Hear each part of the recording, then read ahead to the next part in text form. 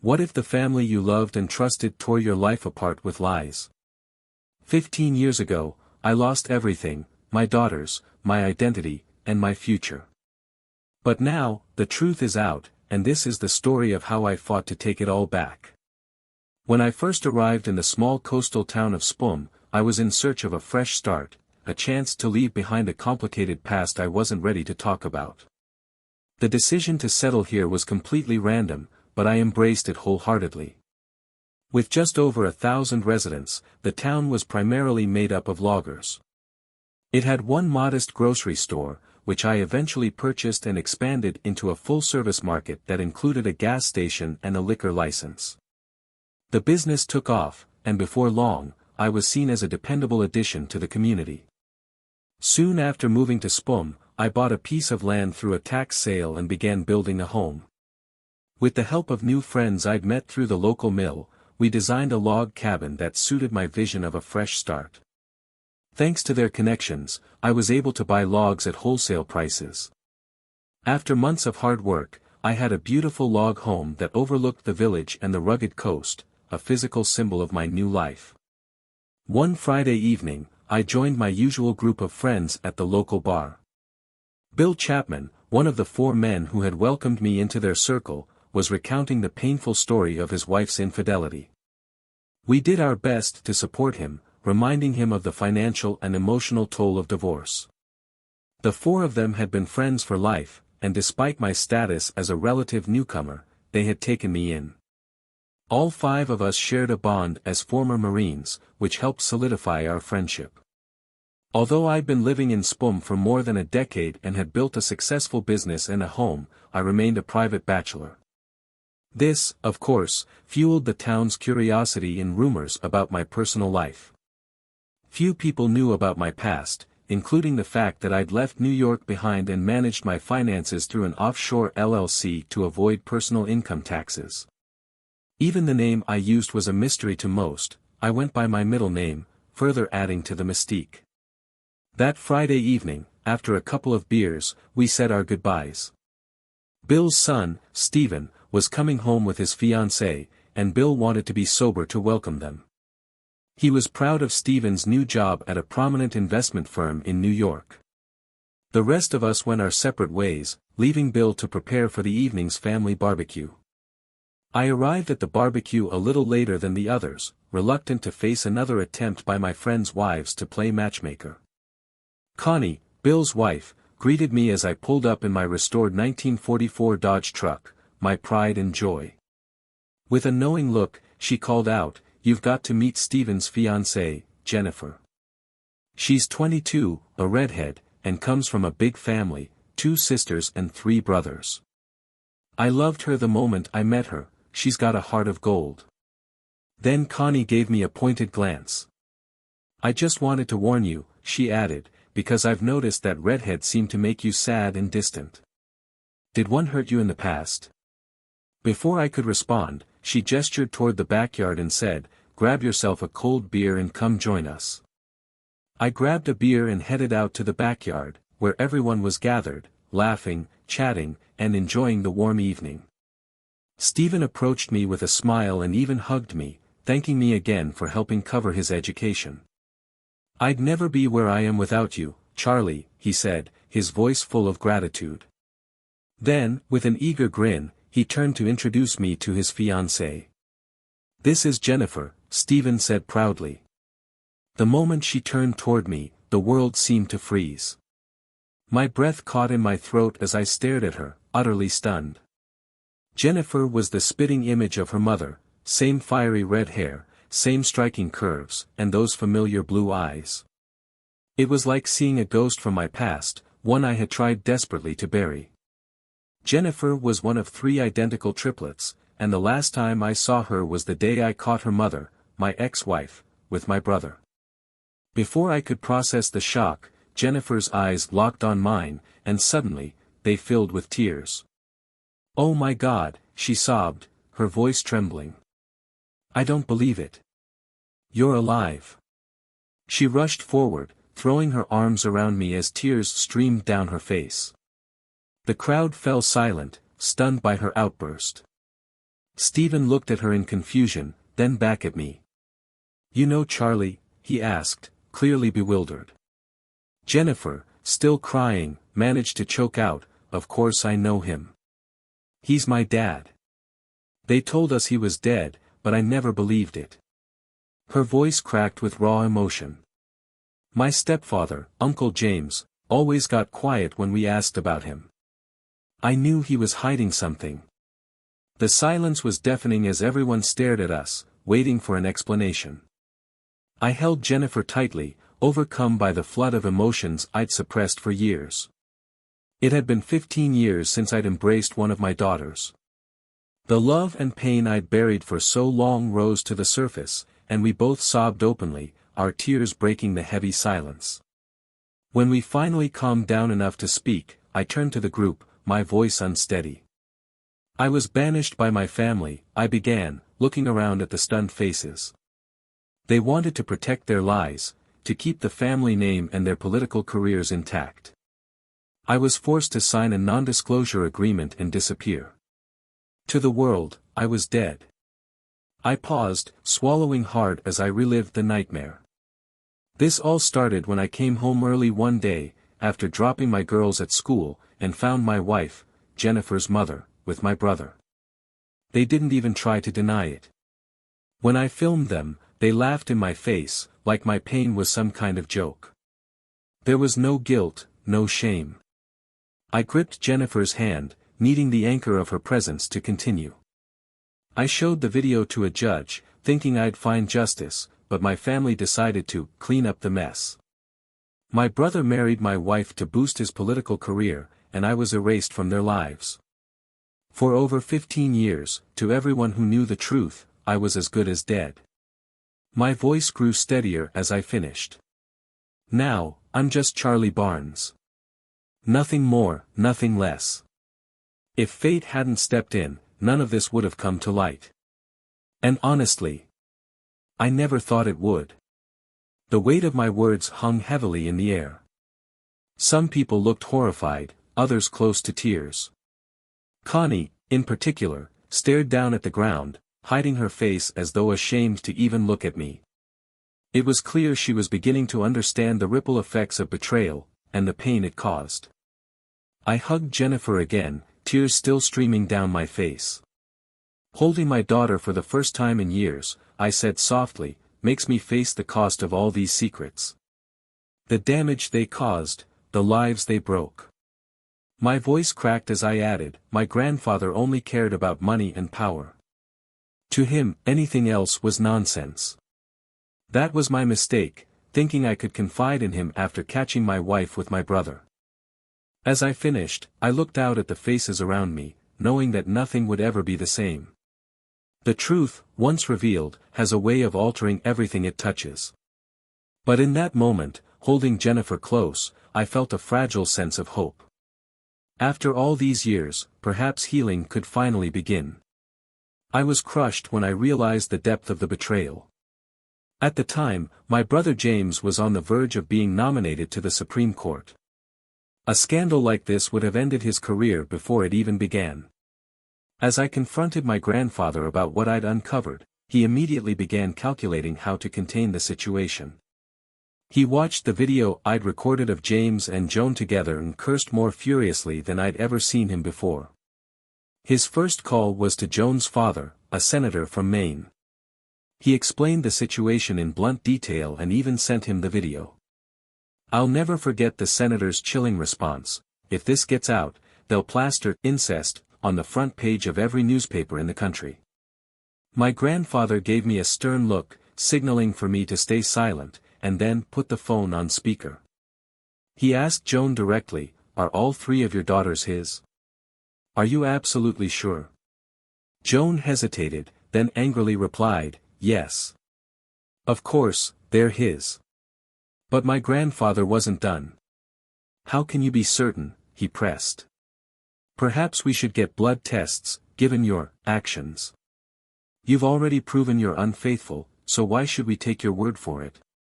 Joan's voice rose with anger as she admitted, "The affair with James started 3 years ago, but there was no one else. I swear." My grandfather scoffed. Why should we believe that? You told him you were on the pill to avoid more kids, but clearly, you've lied before. Who's to say James is your only lover? His voice dripped with contempt as he added, Joan is a conniving witch. She should have gone into politics herself. And then, in a fit of rage, he muttered, if it were legal, I'd eliminate your brother myself. He slammed his fist into the wall, breaking his hand in the process. Turning back to the present, I looked into Jennifer's tear-filled eyes and said, it wasn't my choice. Both families decided it was best. After hearing your mother's call with the judge, her father, they made it clear, everything had to be buried to protect their careers. Your mother and James put both families' futures on the line. I was told I had to go, to disappear, for the good of everyone. Jennifer clung to me, her voice trembling. Why did you let them do it? They played God with our lives, and now look at us, shattered. I sighed, still holding her close. It wasn't just my pride. It was the weight of what could have happened if I fought back. The families were relentless. They would have destroyed me. But Jennifer, it was my mistake too. I could have said no. I could have fought harder. But I chose to put the so-called greater good above everything else. And that's something I'll regret for the rest of my life. I walked to my computer room and retrieved a large binder from the shelf. Bringing it back to Jennifer, I placed it in front of her on the table and refilled both of our wine glasses. Jennifer opened the binder and gasped. It was filled with memories, photos, newspaper clippings, report cards, play programs, even announcements from school events. These are from your life, I said softly. I kept everything I could find, everything I could still be part of, even from a distance. Jennifer flipped through the pages, her hands trembling. You were taken from me, but I never stopped thinking about you. This was the only way I could still feel close to you. We sat together for hours, poring over the binder and sharing our thoughts and memories. For the first time in years, I felt a glimmer of connection, of healing. As we talked late into the night, Jennifer suddenly became resolute. I'm calling my stepfather, she said, her voice firm. I'm handing him the phone. I want answers. Her determination sparked something in me, too. For so long, I had lived in the shadow of this betrayal, but maybe, just maybe, it was time for the truth to come fully to light. As I sat with Jennifer, trying to process everything that had happened, I heard her stepfather's office door close on the other end of the line. Then, a familiar voice answered cautiously, hello. Jennifer handed me the phone. Hello, Dad, I said quietly. There was a pause, and then his voice cracked. John. Is it really you? Are you okay? My God, how are you, son? Yes, Dad, it's me, I replied. I'm good. Jennifer can explain everything. But first, how are you and Mom? How much do you know? His response came slowly, weighted with emotion. We found out everything a week after the news of your supposed self-destruction. It was a lie, wasn't it? But we weren't allowed to ask questions. They threatened us. We're older now, but still healthy. You'll be proud of your daughters. They've grown into incredible women. Hearing those words hit me harder than I expected. Dad, there's so much to explain. And it's been so long, my voice faltered. Jennifer found me. She put the pieces together. He paused before responding. Thank God she did. The days that followed were a whirlwind. Joan's father announced his sudden retirement from the Senate, citing health issues, though everyone knew the truth, that the fallout from Joan's actions had finally caught up with him. At the same time, my financial world stabilized. My former company's shares had risen, closing at $59 on Friday, confirming my profitable purchase the day before at $45. Yet, none of that compared to the reunion that awaited me. A helicopter flew me to my parents' home. As I stepped out, the sight of them standing there after more than 15 years was overwhelming. My mother, overcome with emotion, leaned on my father for support. The years apart melted away as she wrapped her arms around me, crying tears of joy. She spent the next 2 days fussing over me, unable to contain her delight that I had returned. For the first time in years, I felt like her son again. During that time, Jennifer and I filled in the blanks for my parents. I explained how, after my discharge from the military, scarred physically with 8 bullet wounds and emotionally from betrayal, I had fled to the Cayman Islands. There, I reorganized my accounts and met with the judge and my grandmother, who encouraged me to start anew. The dart I threw at the map had landed on Spum, and that random choice had saved me. Weeks later, at Stephen and Jennifer's wedding, I was reintroduced to the extended family, but the most emotional moment came when Joan and James approached. Stephen was polite, but Joan's face was pale, her shock evident. Before I could say anything, Jennifer confronted her mother directly, her voice unwavering.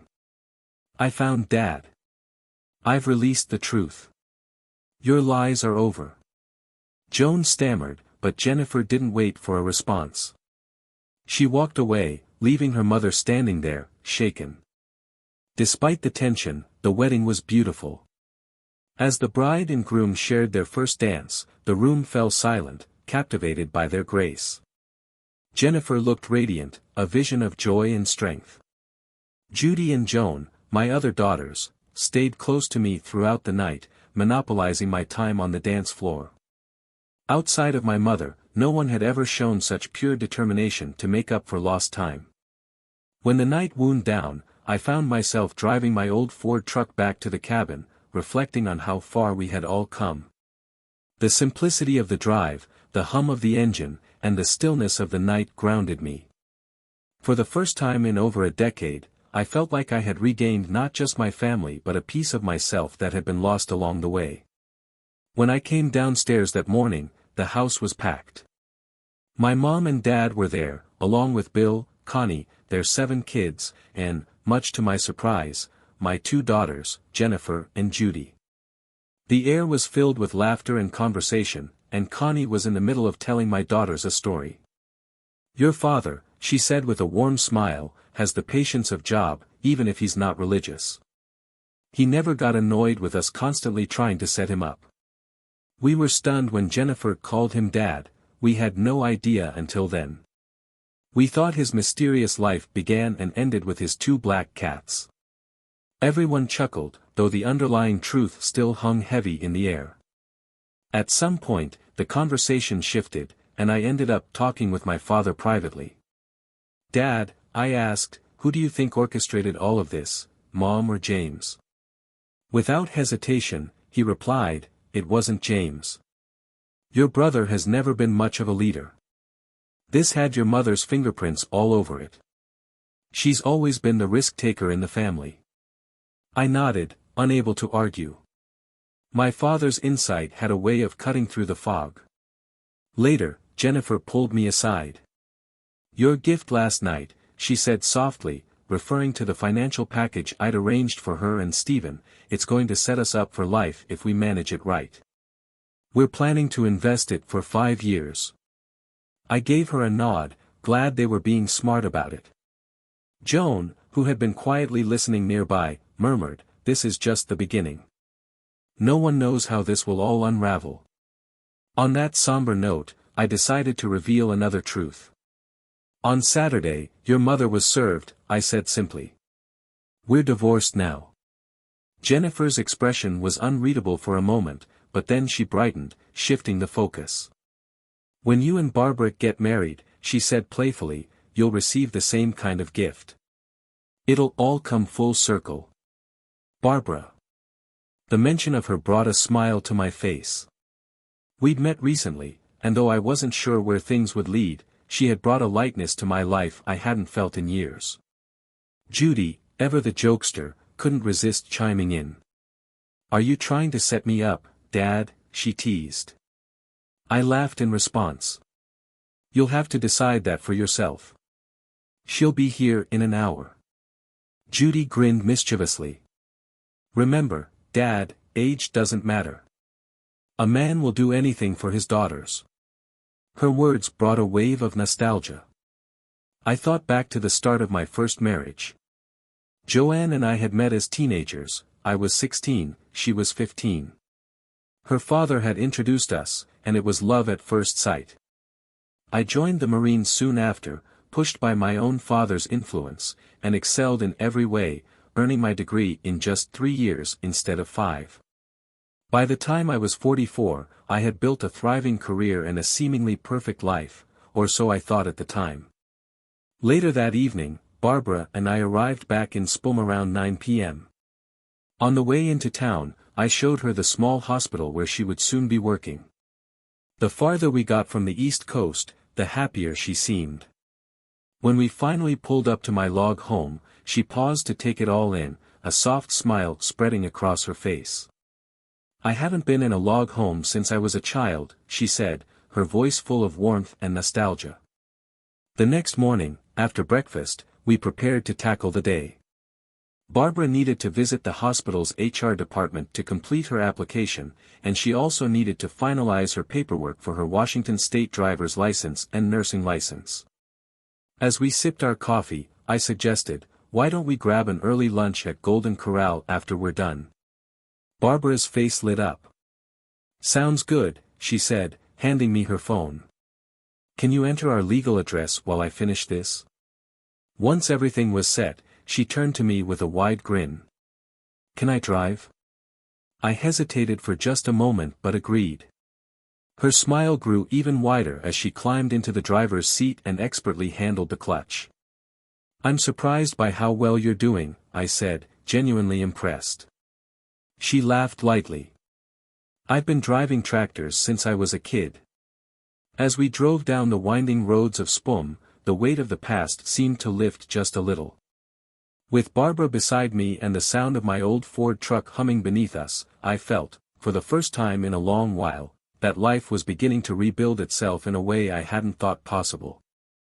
I was 9 years old when I first learned how to drive a tractor, Barbara said with a proud smile as we settled into breakfast. She wore a housecoat and matching nightgown, hand-stitched with incredible detail. Did you make that yourself? I asked, impressed. I did, she replied. It took about 2 months. I could tell, I said, admiring the craftsmanship. You can't buy that quality in stores. She smiled warmly. I like a man who notices the little things.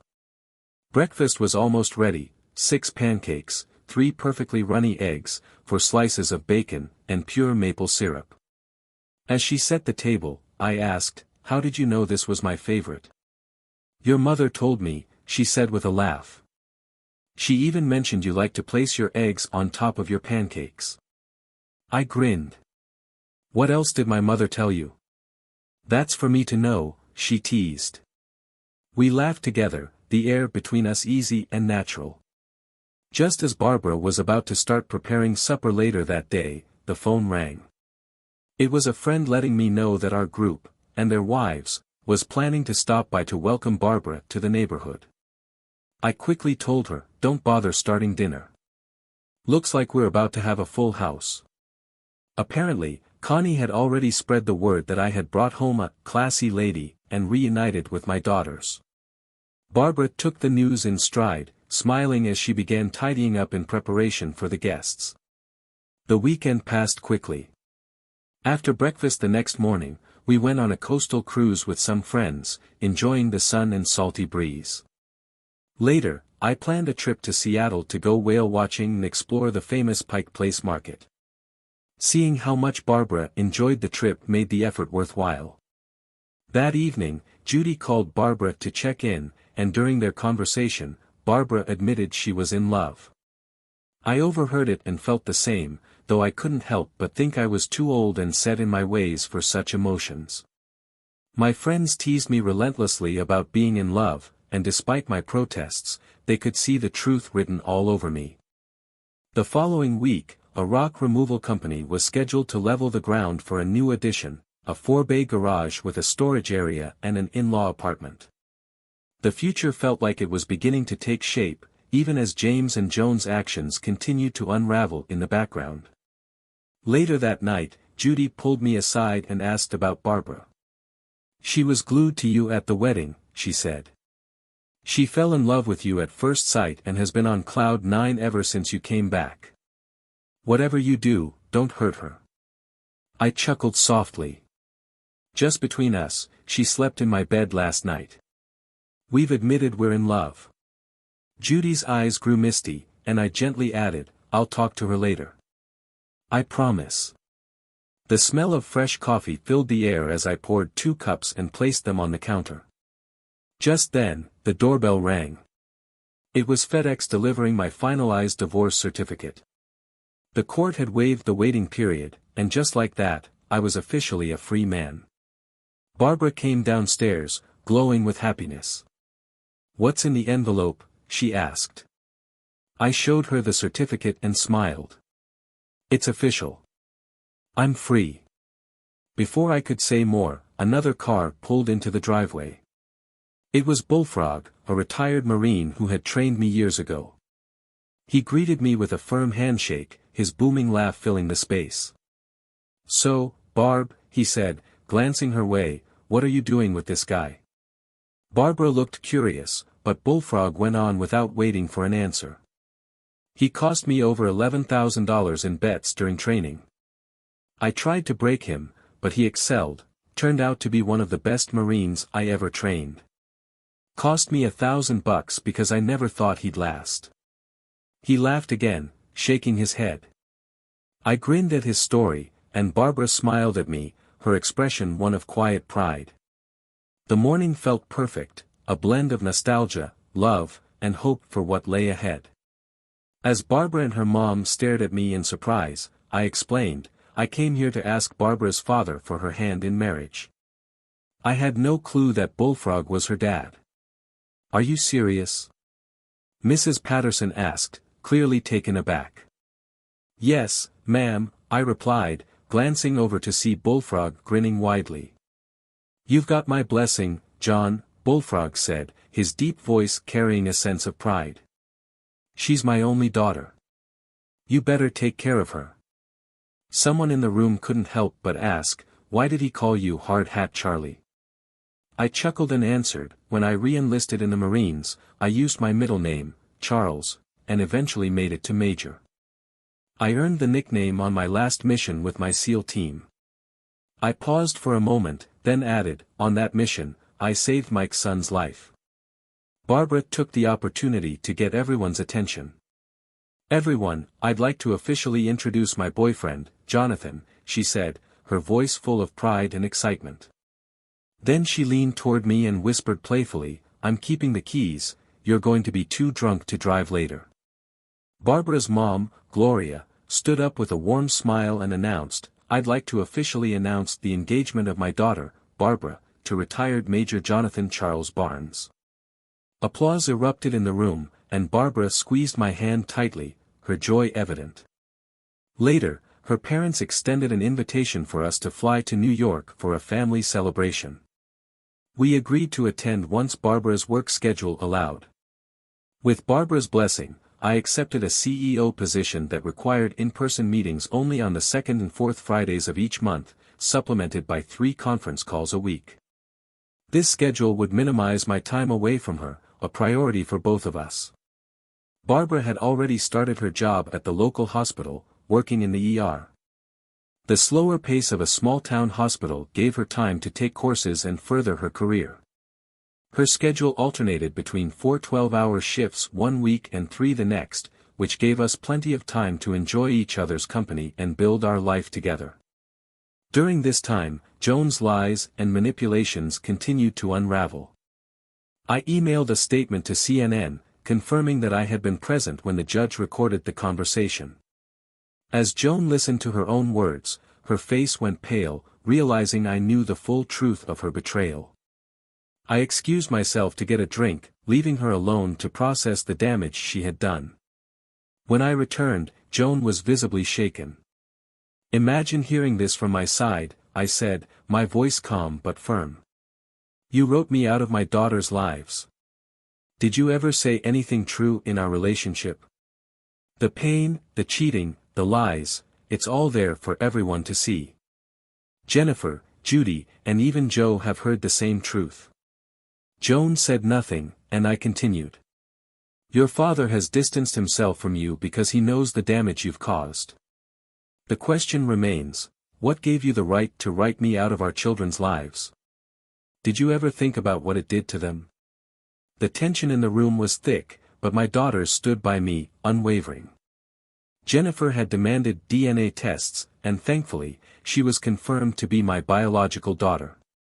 The truth was hard to bear, but at least we could finally begin to move forward. Later, as Barbara and I talked about our future, she brought up having kids. Kids keep the old young at heart, she said. If you're okay with being in your 60s when they're grown, I have no problem having more than one. I smiled, taking her hand. Then let's start working on one, I said, and she grinned in agreement. The next morning, I woke to the smell of freshly perked coffee, a nostalgic reminder of my childhood.